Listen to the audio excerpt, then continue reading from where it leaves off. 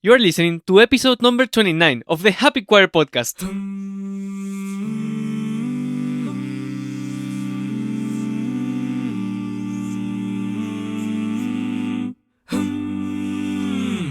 Hola people, I am Carlos Cordero. Do I know who I am?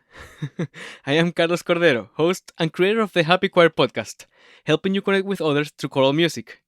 Last week, we took a bit of a pause, and from now on, the episodes will be twice a month as we all figure out life during COVID-19.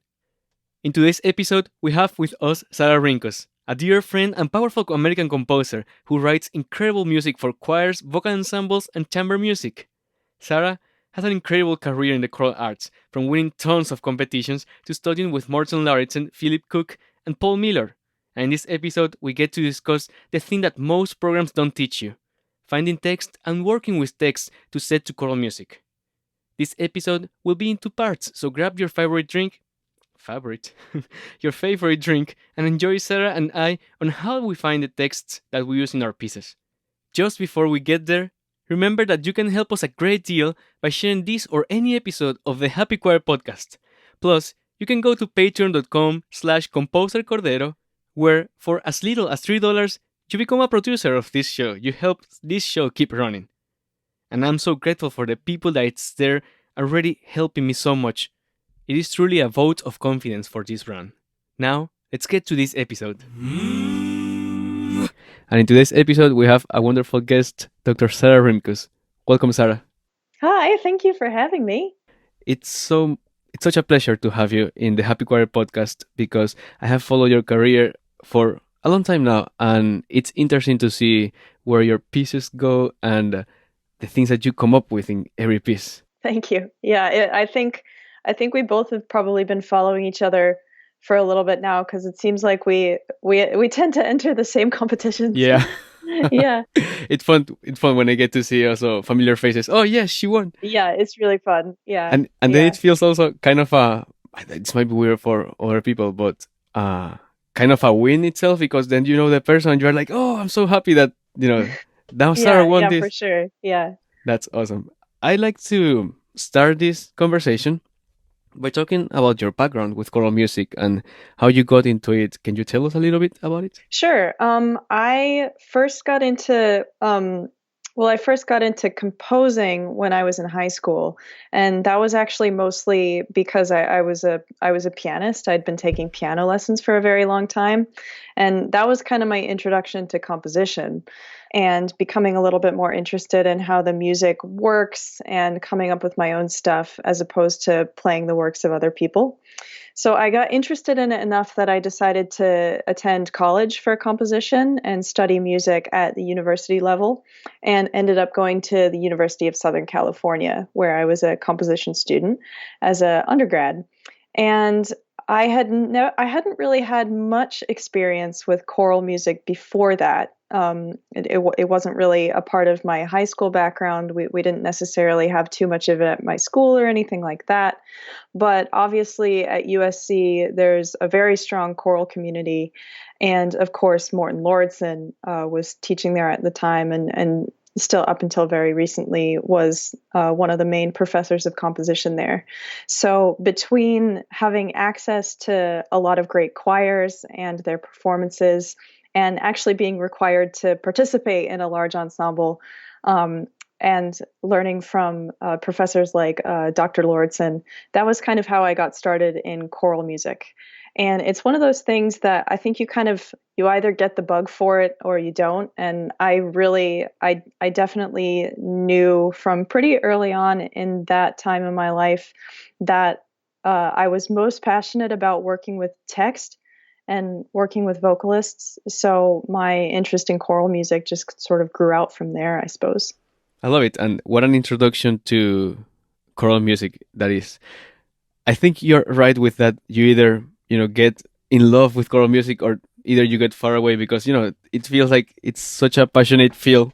Yeah, it's definitely kind of obviously there are skills that there are skills that go towards composing generally and apply to all different kinds of music, but at the same time, I think there are a lot of, like, choral music is its own thing in a lot of ways, and there are a lot of things that you have to consider when writing, an a cappella 4-part choral piece that you wouldn't necessarily have to consider for, a larger instrumental ensemble. Like, it's definitely a different, it's a little bit of a different skill set that requires practice, and you kind of get the bug for it, and then you can't stop. Exactly. That's exactly how I feel when I started to write music. I was like, oh, okay. And then when you hear it for the first time, it's just, oh, okay, Hmm. I'm in. I'm Hmm. completely in. Hmm. Yeah, absolutely. And then you went into what I feel it's somewhere that I go to, that I want to go, to Aberdeen, right? Yeah, I first met Paul Mealer, who was the main composition teacher over in Aberdeen when I was a senior at USC. And that was a time when I wasn't necessarily certain what I wanted to do. I knew that I wanted to continue on in graduate school for composition because I knew that I was going to want to teach. But That's I awesome. I did want to go somewhere where I could focus on choral music a little bit more, and I wanted to do something a little bit different. Just I'd never really been abroad before, and I knew that there were probably I guess you could say a limited number of places where my peers were likely to go. Like, it's just kind of a small universe composing, and I It wanted to just is. kind of do something a little bit different. So when I met Paul, I was like, well, maybe I'll go to Scotland. Like, why not? So I went to Aberdeen. I took a gap year and worked in LA for a year. And then after that, I went to Aberdeen for my master's and managed to build a life and find my way into the community there very quickly. So I decided to stay on for my PhD in composition. And that's what I did. How awesome. And that PhD is all in sacred music, right? Yeah, I mean, I did other things as well. Mm-hmm. Like, what my PhD funding said was sacred choral music. So that was technically, it was specific to my scholarship, actually. Um, but I did other composing as well. That's And of awesome. course, like, it's the choral community there is really strong, so it made sense to work on that a lot there. How awesome to hear from your path and how one thing connect to the other. Did you at any point knew that you will do all of this as a composer? Um, I guess depends on how far back you want to go, I suppose. Like, if you go back to when I was in high school, what I did I know that I was going to become interested in choral music specifically? No, I don't think so. I think a lot of people go into a place like USC thinking that they're interested in scoring films Okay. and doing film music, and a lot of people, myself included, quickly realize that that's not what you're interested in, because that's another thing, even more so. That's its own skill set for sure. And I've heard it's very excruciating deadlines. Yeah, it's very high time pressure demand. I have a Yeah. lot of respect for people that can do that well. Like, it's really, really challenging, but it's kind of another genre. So I don't know. I suppose when you go back to my time at SC, that's when I sort of started to see forward the path that I kind of wanted to create for Yeah. myself Yeah, that's wonderful. And I love the slowly. fact that you were discovering things. You were going through the path and seeing what you want, where you wanted to go. That Hmm. because sometimes, at least for me, I feel, and it could be also in my talking. Sometimes I talk too fast, but it feels sometimes that we want to go and just go fast. But Hmm. I've later realized that if I go slow and I can think more of the things, then I will be able to find what I really want to say, or to write, or to think. So Yeah, for sure.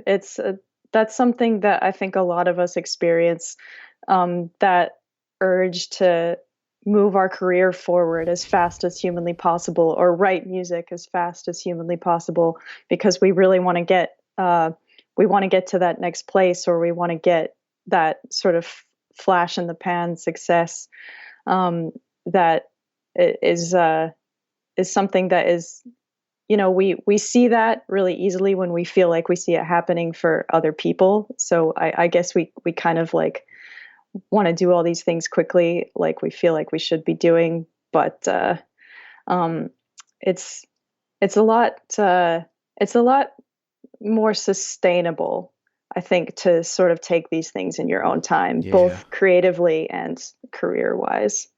Yeah, at the end, you will have something more together, if that makes Yeah, sense. yeah, yeah. I just want to quickly remind you that all of the links that are mentioned in this episode will be in the show notes in thehappychoir.com/podcast, or find it in the description of this episode. Also, once you are there in the website, you can subscribe to the newsletter. This will come with a $20 discount for your next choral recording, a free guide that I've created just for you on the things that I've discovered in my career on how to be a happy composer, conductor, or singer. You will also receive a weekly email with podcast episodes, blog posts, and music. I hope to see you there. Now, let's get back to this episode.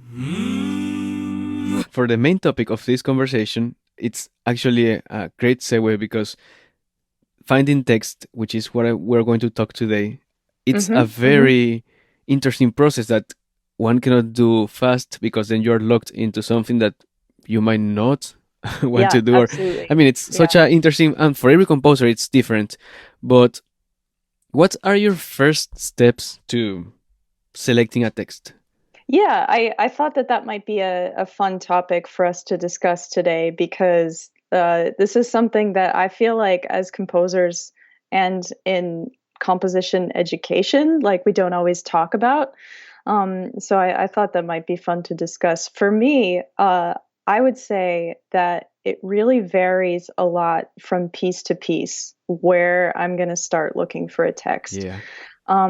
With a shorter piece, like your sort of standard 3 to 5 minute choral piece, I guess you could say, probably what I would do is something really similar to what a lot of people would do, and that we tend to look to poetic sources first.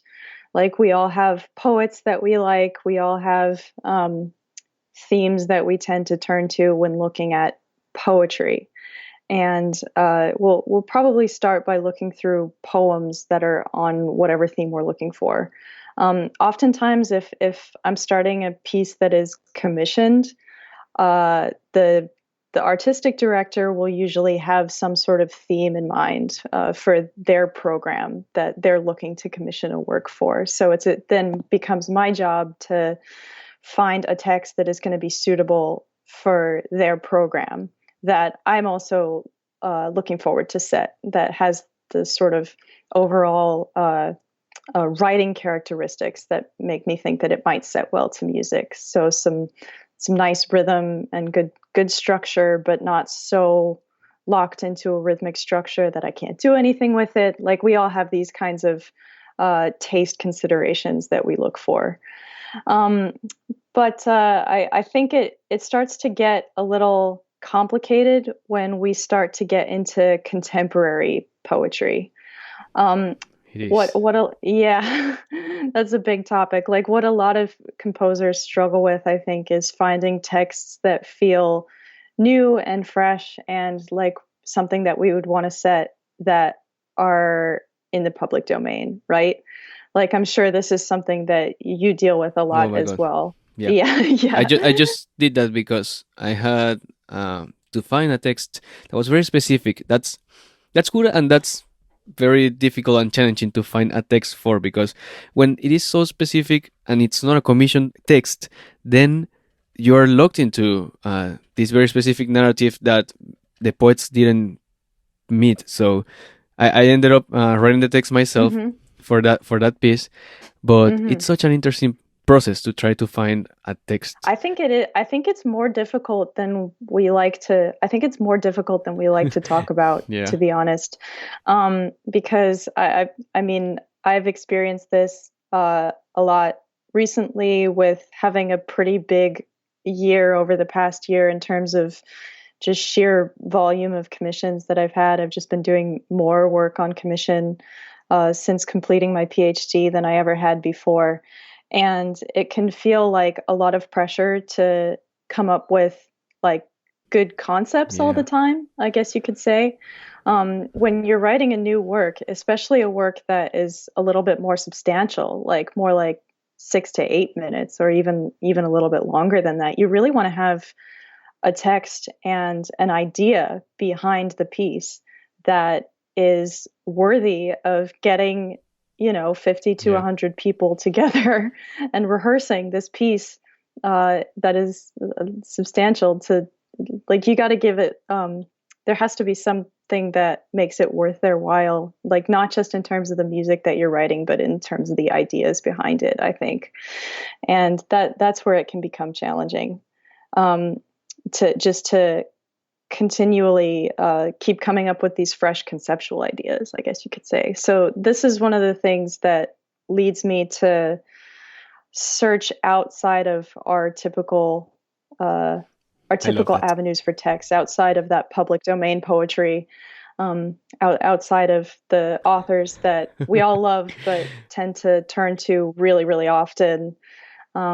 Yeah, so I've done some things recently where I've sourced text from, primary historical sources, or from interviews, or from different things uh, that I felt gave my pieces um, good concepts and a really strong impetus for being, in terms of the ideas in addition to the musical content.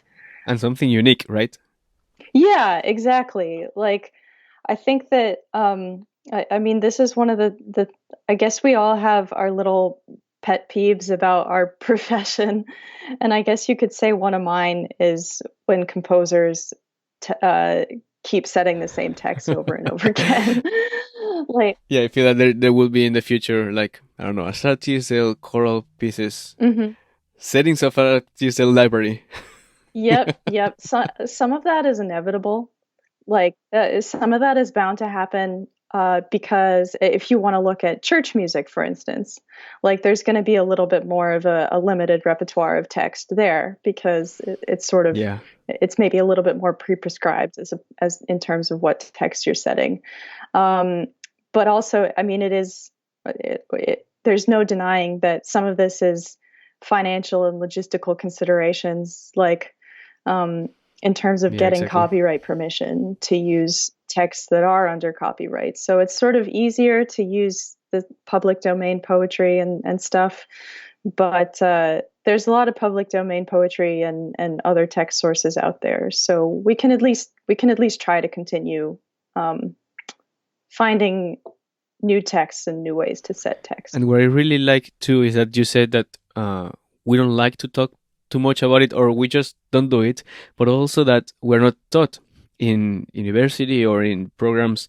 That's not a main focus because they are thinking on the music or are thinking or the networking, etc. But that first step of finding the text, it's a very stressing part, and it's a very Hmm. challenging one. I think it's difficult. Well, I think I can understand, like, it doesn't necessarily apply to everybody, I suppose. Like, if you're mostly working with people that are focused on instrumental music, of course that's not going to be as much Lucky of a them. concern for them. Yeah. Yeah. But also, I think it's really hard to teach.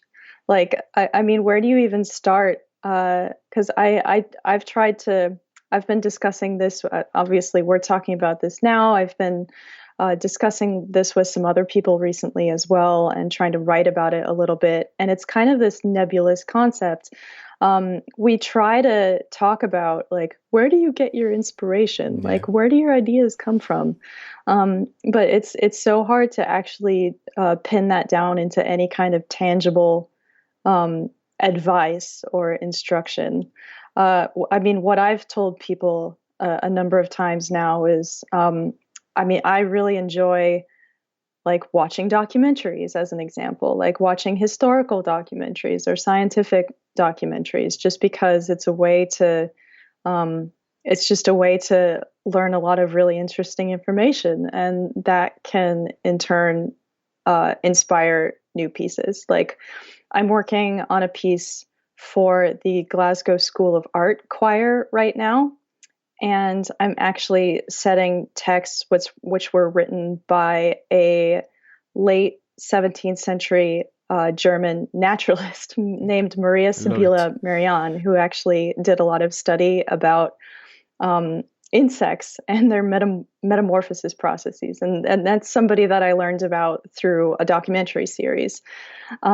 But you never know when something is going to hit you, and you're just going to learn that little tidbit of of a story or a piece of information that makes a light bulb go off on your head and say, "Oh yeah, I want to write a piece about that."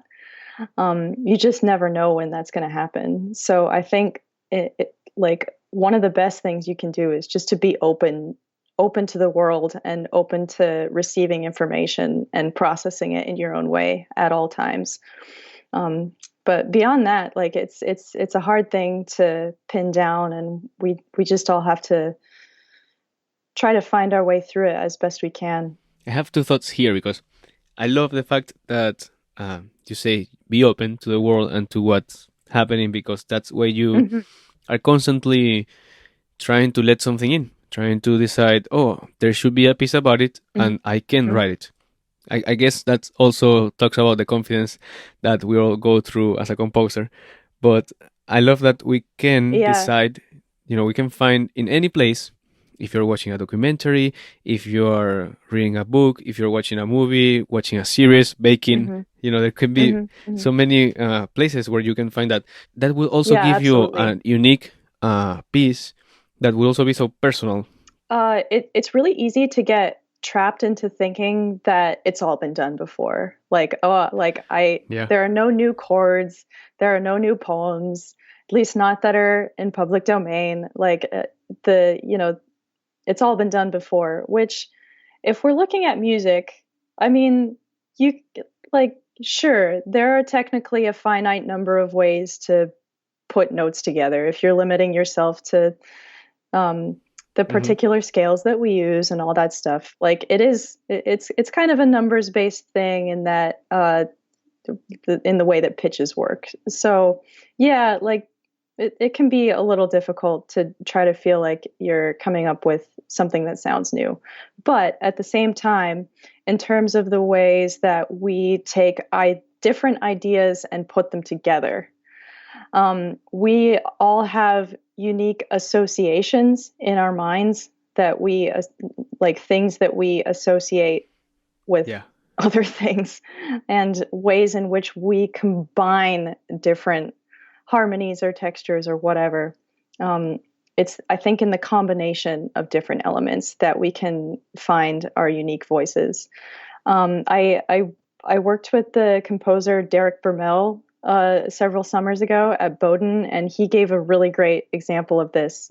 He was commissioned to, I believe, write a guitar concerto, and it was supposed to. It was, I think, supposed to be a Baroque inspired guitar concerto. And he, in contemplating this project, saw some similarities between the Baroque style and its ornamentation and a lot of the features of that era of classical music and heavy metal. I love that. And the way that a lot of heavy metal music is quite rhythmically complex, and there are a lot of polyrhythms, and like also just in terms of like the heavily mannered style of performance and dress. um, and saw a real parallel between Baroque era classical music and heavy metal. And that's the kind of association that uh, it's not necessarily like anybody else would have thought to make that association, but based on his personal experiences, that's how he saw this commission that he was working on. So if we just stay open to the associations that our mind makes and the combinations of different influences that we personally like to put together, I think that's a big part of uh, finding our way through that issue of well, what do I want my music to sound like when everything feels like it's been done? Like you still have a unique way of thinking and can put unique things together. I love that, and I like to think that we are our own mixing bowl kind of way. We're preparing our own Hmm. cake. Absolutely. I like to Yeah. do Yeah, for sure. food Oh, me examples. too. So I love food examples. and the fact that I don't know why, but up until this point, and maybe in the back of my mind, I think, okay, my way as a composer, my uniqueness as a composer is the music that I write, but it's also, as you say, the text that I pick, Hmm. or which is something, Sarah, that I love about your music is the text that you put together, the music that you put together, because then you're offering your unique way, as you say, of the word. Hmm.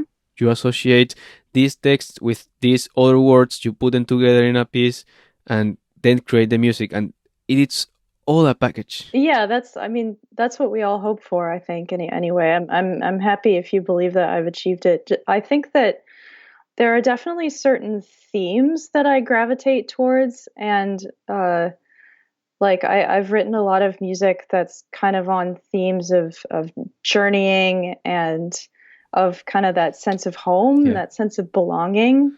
Um, and also, I wrote a lot in my PhD about communication issues, I guess you could say, like communication failure and conflict and themes like that. And I think I gravitate towards texts that have some of those components.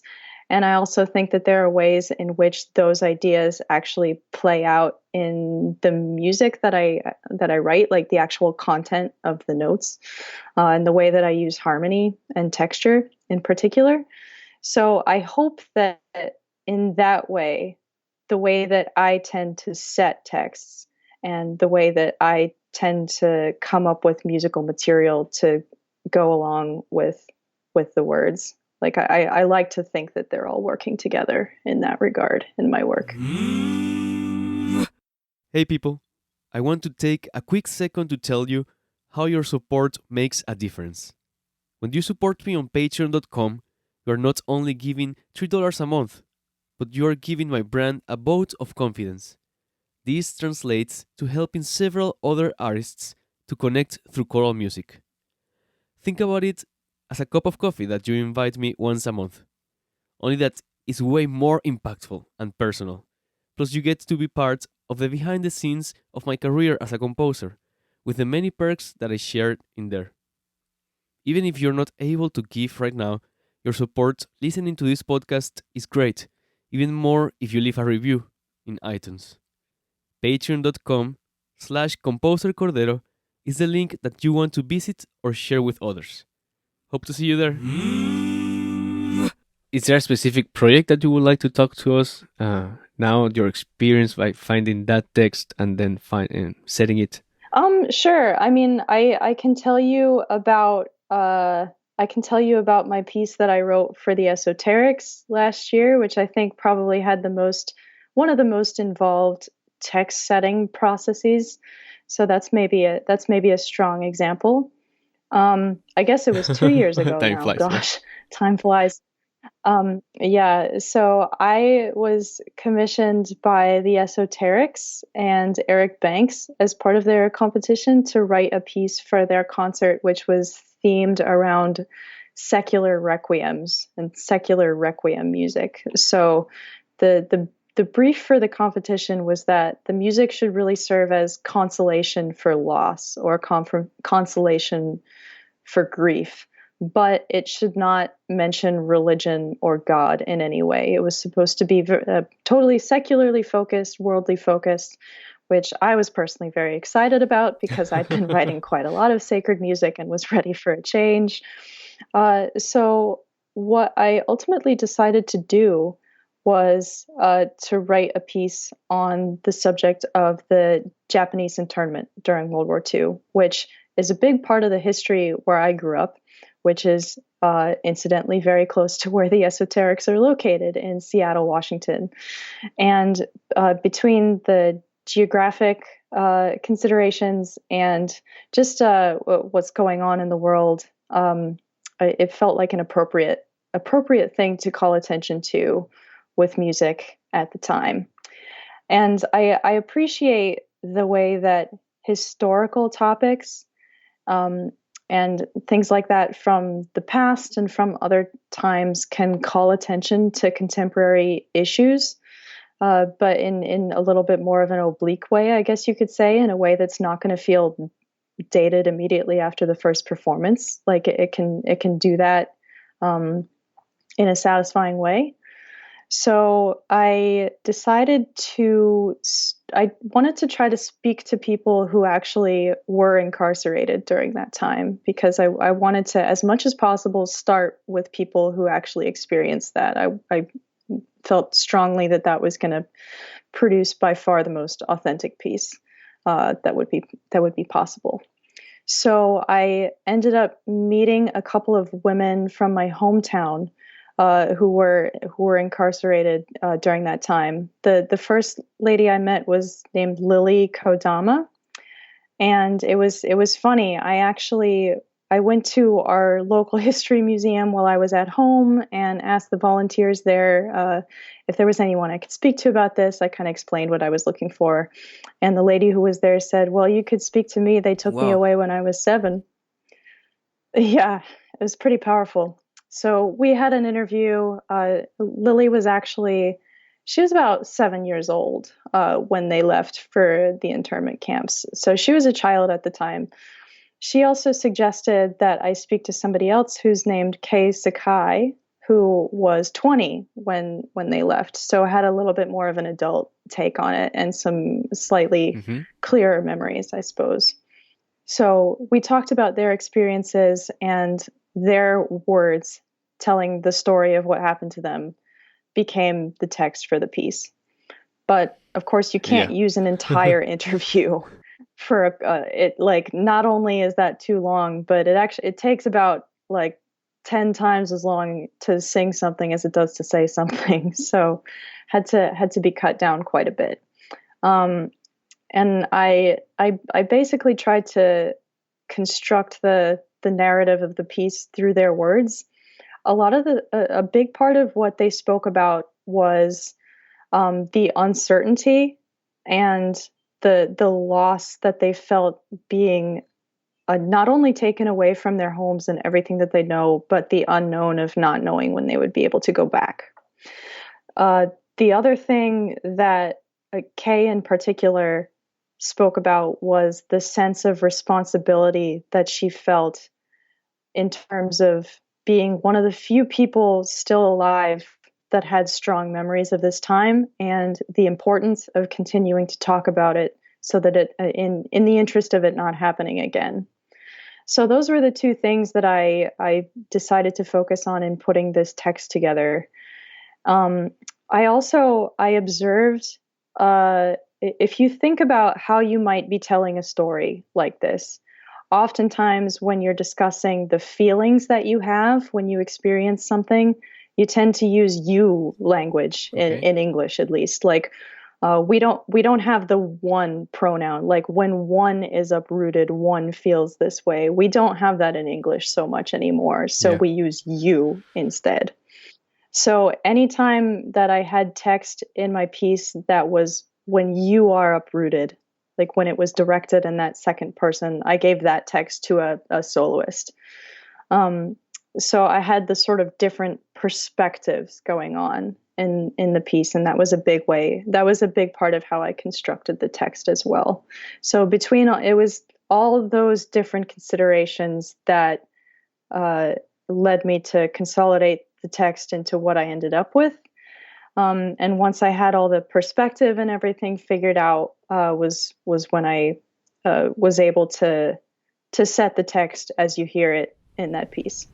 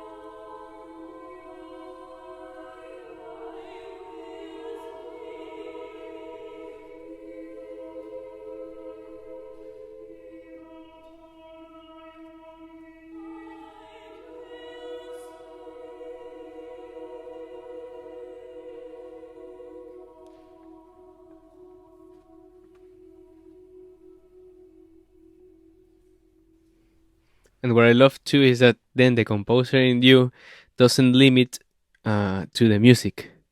Then you're also composing with the words. Yeah, like it's that's an interesting thing because especially when we're working with a poem, like when we're working with something that really had literary intent, I guess you could say, we really want to do our best to respect the intentions of the original writer. But at the same time, poetry and music are two different art forms. So sometimes, in terms of the narrative pacing, or in terms of um, the ways in which something is repeated, or in different things, sometimes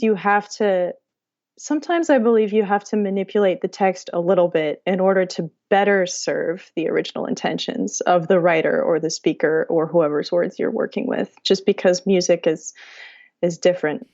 Which is part of the collaboration, I feel. Then, because if you Hmm. perfectly translate, I totally agree with this, because if you perfectly translate a piece of poetry to music, it might not be the best, number one, but also it might sound great or look amazing, printed and everything that's happening with the poetry itself. But maybe musically it's not the best. And I feel that when we manipulate as composers this thing, it also brings this then collaboration in between music and poetry that I love. So Hmm. Yeah, and I think that that collaboration or that synthesis, I good guess you word. could say, that's really important.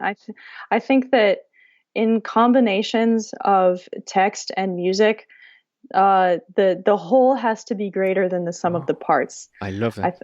I think, like, yeah, because the music and text need to be integrated to the point that, like, if you think about songwriting, for instance, like if you think about just popular songwriting, the the combination of the music and the words is so much more powerful than you might get just from looking at one of those two elements independently.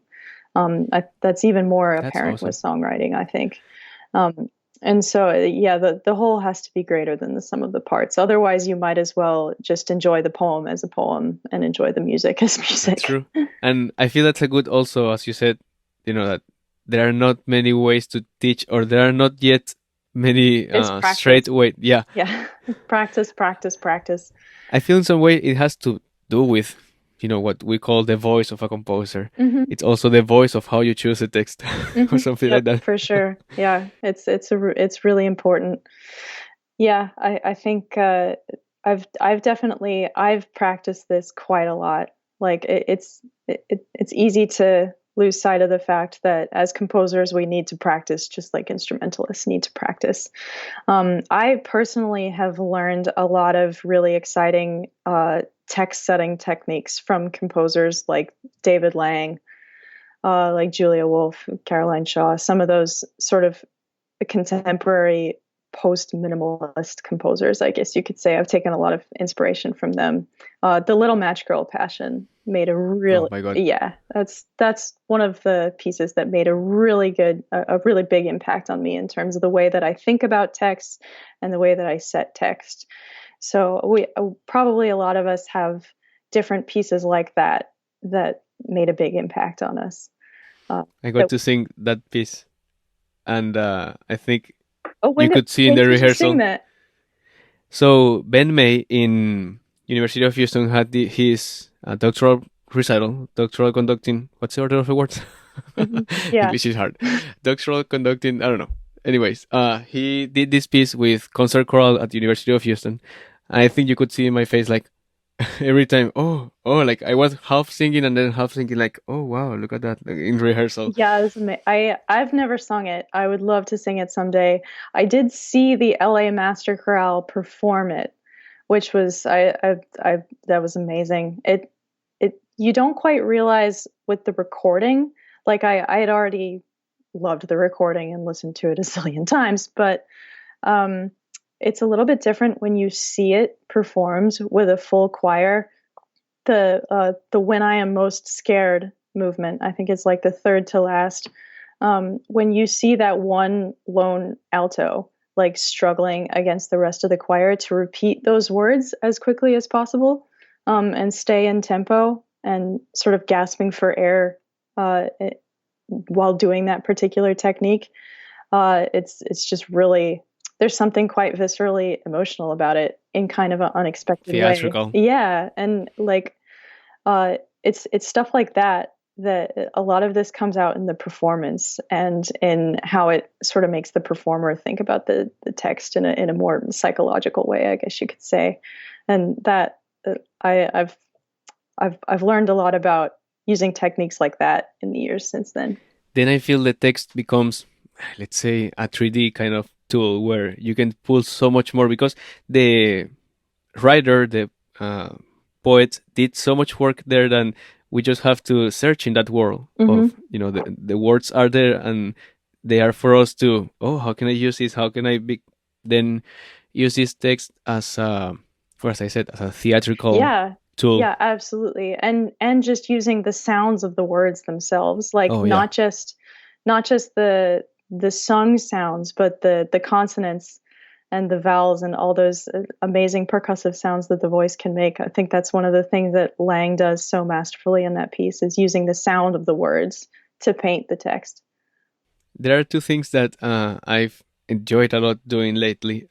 Well, I was a performer or more of a performer before, singing in choirs, but I've seen myself more as an audience right now, and learning as a composer from the seat, watching the choir.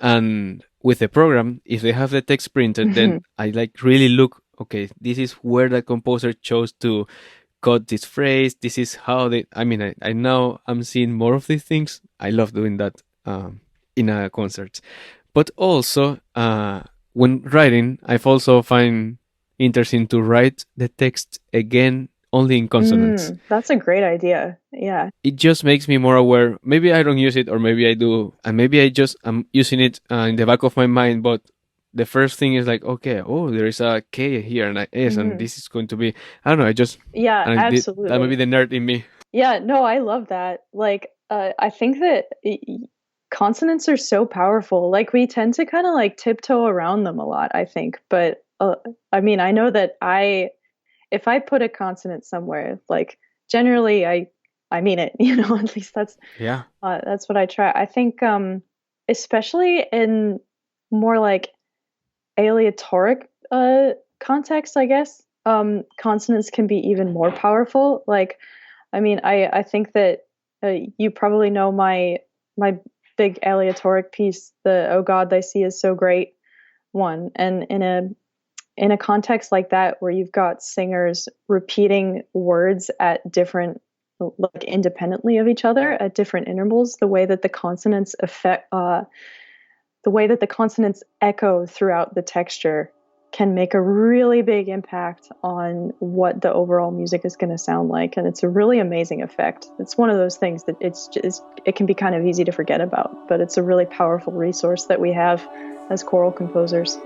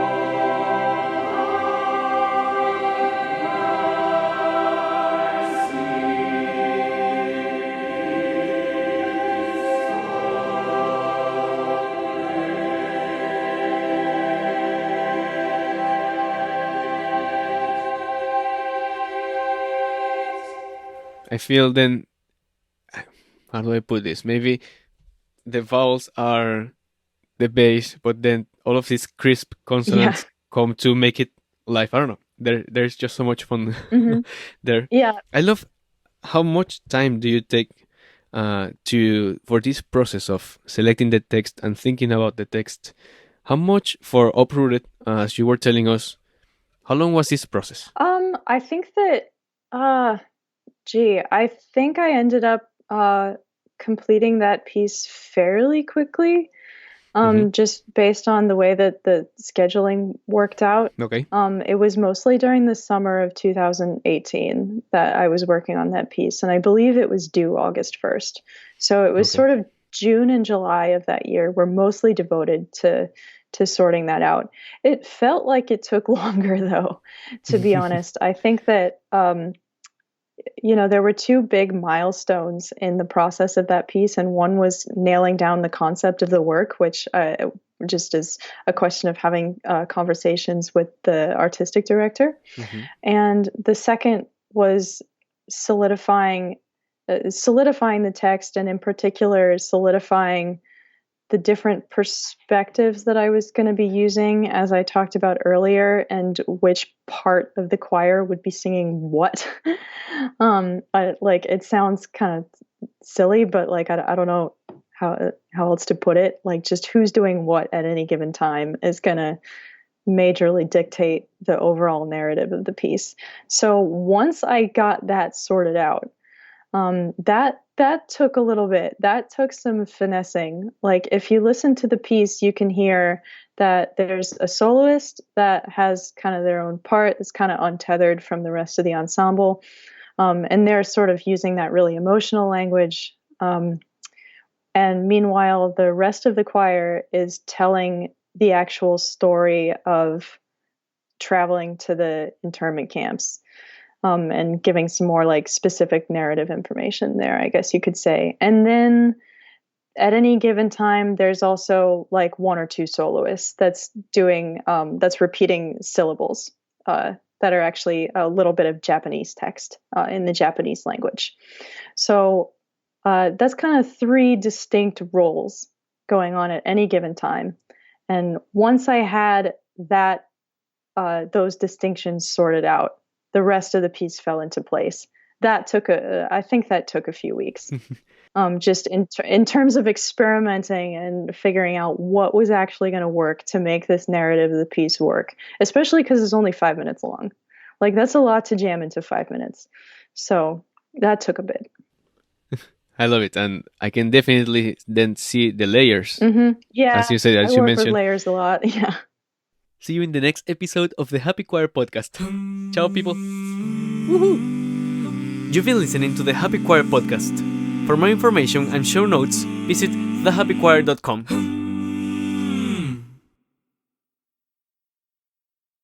You're listening to episode number 30 of the Happy Choir podcast. Woohoo! 30 episodes.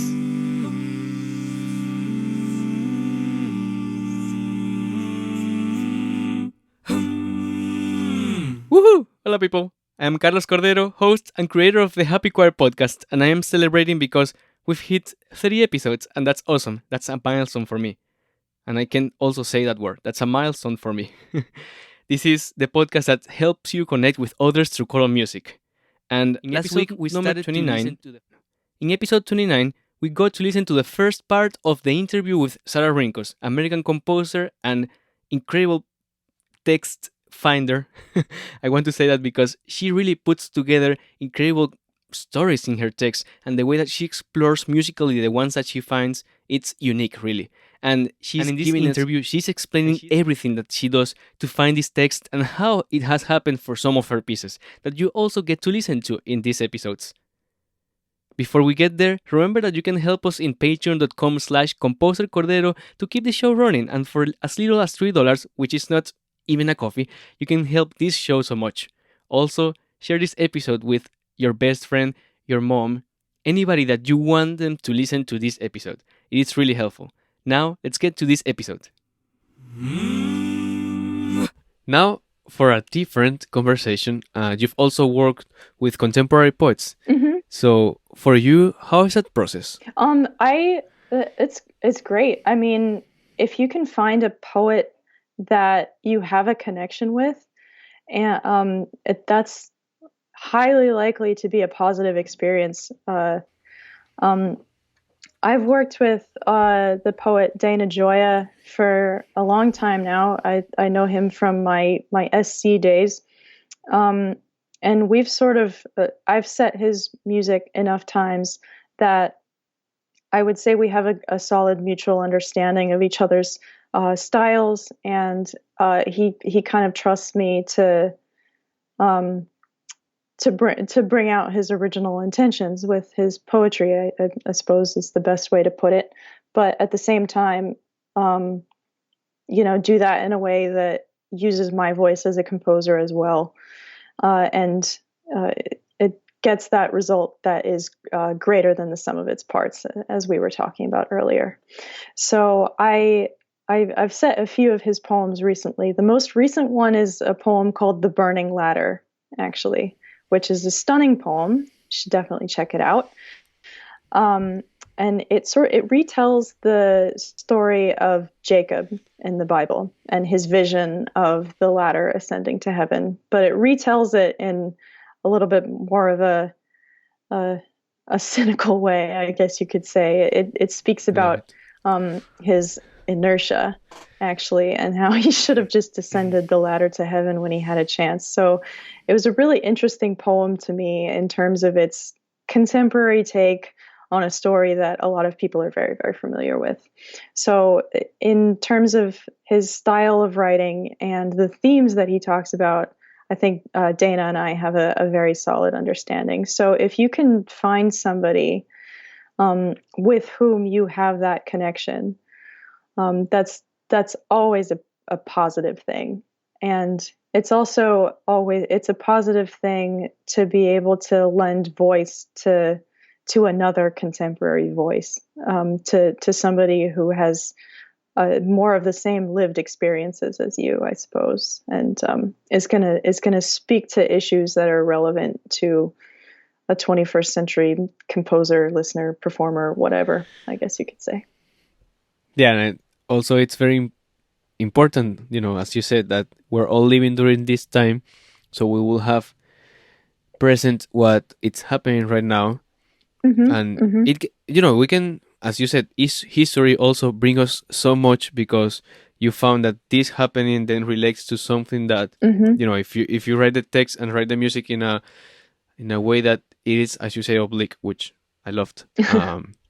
Yeah, I've never thought about that word to use there, but I love how you say that it can apply to no matter when you listen to it, Mm-hmm. and collaborating with a living poet, then it becomes that too because they can speak for now and Mm-hmm. Mm-hmm. later that piece will still be resonating. Yeah, I think that I mean I respect Dana a lot in terms of his writing craft. Like he's kind of old school, It's and amazing. he's kind of old school in a lot of ways. Um, but at the same time, his poetry doesn't feel like it was written a long time ago.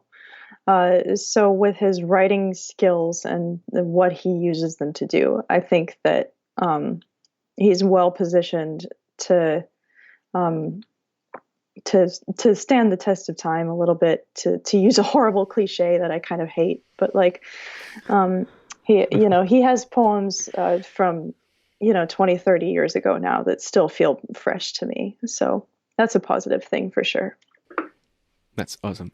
When you reached out to him for the first time, uh, what what's going through your mind? Was that something? Oh gosh, Um, to be honest, I was fortunate in that he's good friends with Morton Lordson, who I already knew from being in his class and mhm. working with him as a composer at SC. So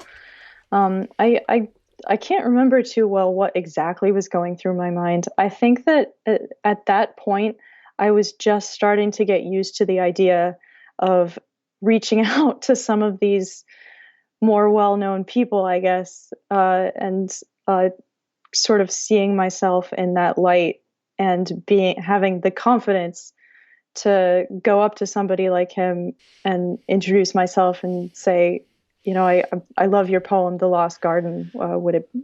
Could we work out an agreement for me to set it? And I mean, I'm not the most outgoing person in the history of the world by any means. I am I don't consider myself terribly socially confident, but if it's for my work, it's a little bit easier for me to just kind of grin and bear it, and push Yeah. myself through some of those awkward moments and say, no, like, I'm a composer. I This is important to me. I'm going to reach out to this person. And that's another thing that it took me some practice. Like, it takes Yep. practice, but you know, you got to put yourself out there sometimes, I guess. Yeah, and the fact, at least for me, sometimes it happens that I love a poem. I'm like, oh yeah, I'm gonna reach out that person, and then after they say yes, I'm like, oh, I have to write the music. Oh no. Well, and you want to, like, of course you want to do right by them, Yeah. and so it can be a little intimidating, but yeah, we do our best. I just want to quickly remind you that all of the links that are mentioned in this episode will be in the show notes in thehappychoir.com/podcast, or find it in the description of this episode. Also, once you are there in the website, you can subscribe to the newsletter. This will come with a $20 discount for your next choral recording, a free guide that I've created just for you on the things that I've discovered in my career on how to be a happy composer, conductor, or singer. You will also receive a weekly email with podcast episodes, blog posts, and music. I hope to see you there. Now, let's get back to this episode. I found that working with living artists to collaborate with, it's amazing because then you don't feel that, at least for me, that you don't have to come up with everything, that you don't have to, sometimes when I work with a public domain text, I feel, okay, I'm going to give my best to my interpretation of this text. This is the way that I see this. But when I have somebody to talk to, then I can present my ideas and say, hey, what do you think of Yeah. this reading? Yeah, it can be so great to just have somebody to talk to about it, or just to feel like you've got somebody to vocalize your thoughts to. Yeah. Like, that can really make a huge difference. And maybe we don't value that enough sometimes, but yeah, it can be really, really helpful. I've always wondered, and I'm looking forward to have more poets here because I've just had to have more poets here in the Happy Choir podcast, because then it's interesting to hear from their side what's their take when they are asked for people to set to music. Some people don't like it. Some poets don't feel that they want their poetry to be set to music. Yeah. I've been wanting to send so many Mary Oliver's text, but they said Yeah, no. she's one of those people. Like, it's really it's you get a lot of wide variety in between. Like, well, it's funny because, like, Wendell Berry is somebody who has, I mean, like, his publisher gives permission for people to set his poetry all the time. Like, I've set Wendell Berry. A lot of other people have a lot of really amazing Wendell Berry settings, but Mary Oliver, never. Not during her lifetime. Not anymore. Not since, is what I'm trying to say. Like, you will never get permission to set a Mary Oliver exactly. poem. It's really interesting to see those differing opinions. I mean, it's their work, I suppose. But yeah, it's interesting. But I guess the thing to learn here is that to use one, because you don't have it, we don't have it in English. One has to ask, right? Yeah, absolutely, absolutely. Like, you never know. Like, I'm working on this piece for the Glasgow School of Art choir, and the original text that I was looking to set was in Dutch, actually. So I was, like, scouring Facebook and stuff trying to find Dutch speakers, because I was assuming that it was going to be easier and less expensive to get it translated than to actually find the publisher and contact them and get permission of the one English translation that is available. But luckily, I was actually completely wrong in that. I reached out to the publisher, which is Lanu Publishing in the Netherlands. Thanks very much to them, and they were totally okay with my using Awesome. the translation. So yeah, it never hurts to ask. Awesome. And I feel that then the thing to learn here is that it takes work to do it, but it's so Hmm. rewarding to be able to not only do the research, but also to ask and to Oh, maybe, absolutely. maybe when you ask, they say no, but they might say, but we have this available, or Yeah, you can reach out to this person. I mean, yeah, you just never know. Like, and it's so much more rewarding on the whole when you feel strongly about the text that you're starting with. Like it's just it produces so much more satisfying results, I think. and at the end, it's also, I feel it's also important to know that the text that you're choosing has a meaning Hmm. for you or Absolutely. for one. Yeah. And that's important because a lot of people will say, I want to do a choral music, I want to do a choral piece. Let me just set this text. And they randomly choose something that maybe they are not connected with, and then the piece is not great. And they say, what happened? Why don't I feel connected to this piece? Hmm. Well, maybe you don't feel connected to the text. Yeah, So like I mean, I think that it really helps you doing some of this research and finding texts and ideas that you really strongly connect with. I think for me, it really helps me um, articulate and put into practice, like, why am I composing in the first place? Like, what ideas do I want to propagate with my work? Like, that's really awesome. Yeah. why are we all here? Um, so I think that in terms of like the music is sort of in choral music, we have a lot of really amazing opportunities to communicate more concrete ideas because we work with text. We have the capability of communicating something more concrete in addition to the more abstract medium of music without text. So we have the opportunity to do that. We should use it in meaningful ways, and I think it can be very illuminating in terms of figuring out what it is that we want to communicate, to put in the work and find text that we feel strongly about. Hey people, I want to take a quick second to tell you how your support makes a difference. When you support me on patreon.com, you are not only giving $3 a month, but you are giving my brand a vote of confidence. This translates to helping several other artists to connect through choral music. Think about it as a cup of coffee that you invite me once a month, only that is way more impactful and personal. Plus, you get to be part of the behind the scenes of my career as a composer, with the many perks that I shared in there. Even if you're not able to give right now, your support listening to this podcast is great, even more if you leave a review in iTunes. Patreon.com/composercordero is the link that you want to visit or share with others. Hope to see you there. Can you talk to us about the projects and the upcoming things for you? Yeah, I mean, obviously, like, upcoming projects is a little bit of a hot button issue right now, but we'll see. Like I mentioned, Hopefully, yeah. yeah, like I mentioned before, I am working on a piece for the Glasgow School of Art Choir as a really amazing project that they're doing in conjunction with the Glasgow Women's Library.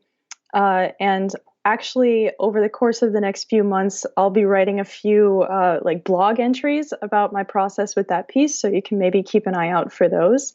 I really enjoyed working on this one, so I'd love for people to read what I have to say about it, I suppose. Also, I've just recently written a piece for Portara Ensemble in Nashville, which will hopefully get performed sometime next year. But keep a lookout for that one because it's for their concert, which is outer space themed. And Awesome. I've written a piece inspired by the Voyager satellites, And part of the mystique surrounding the Voyager satellites is the golden record and the music that they're carrying with them in case they encounter any aliens to introduce them to human culture. The first track on the golden record is the first movement of Bach's Second Brandenburg Concerto.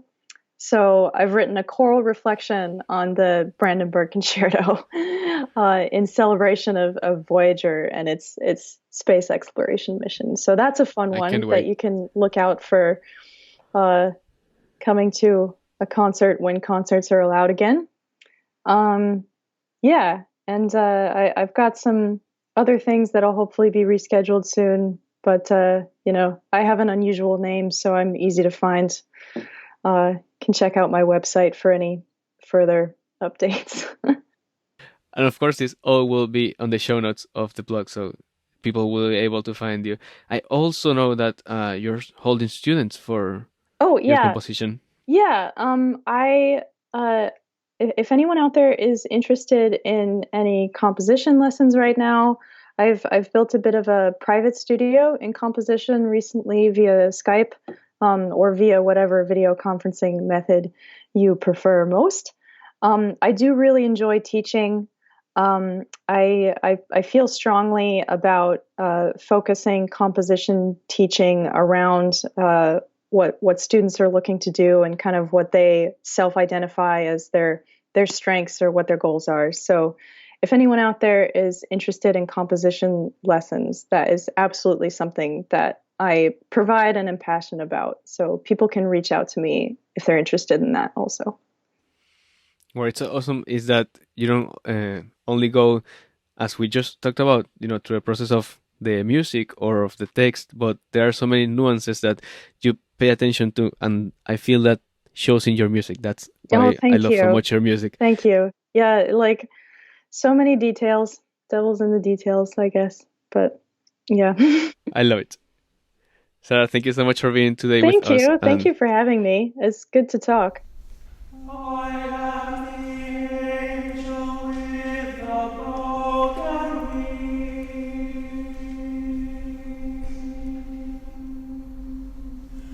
the one large statue in this quiet room.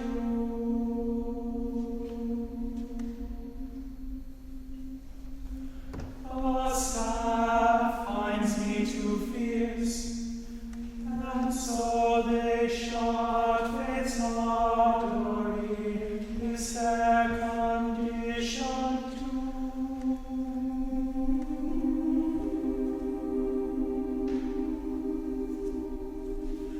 The docents praise my elegant design above the chatter of the gallery. Perhaps I'm a masterpiece of sorts, a perfect emblem of futility.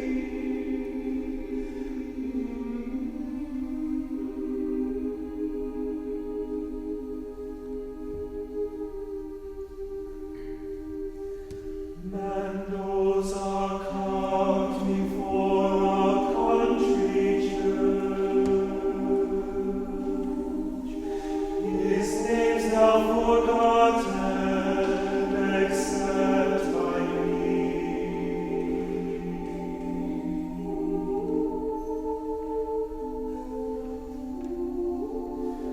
I stood beside a gilded altar where the hopeless suffered godly misery.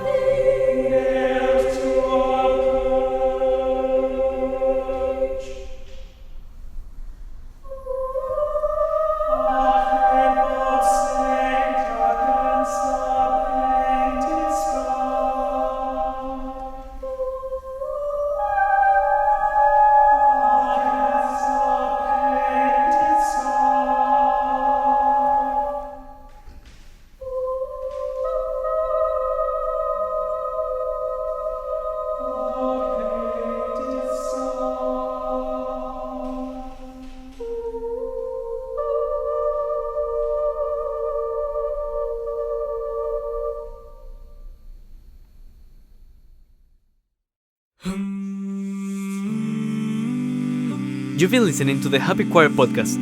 For more information and show notes, visit thehappychoir.com.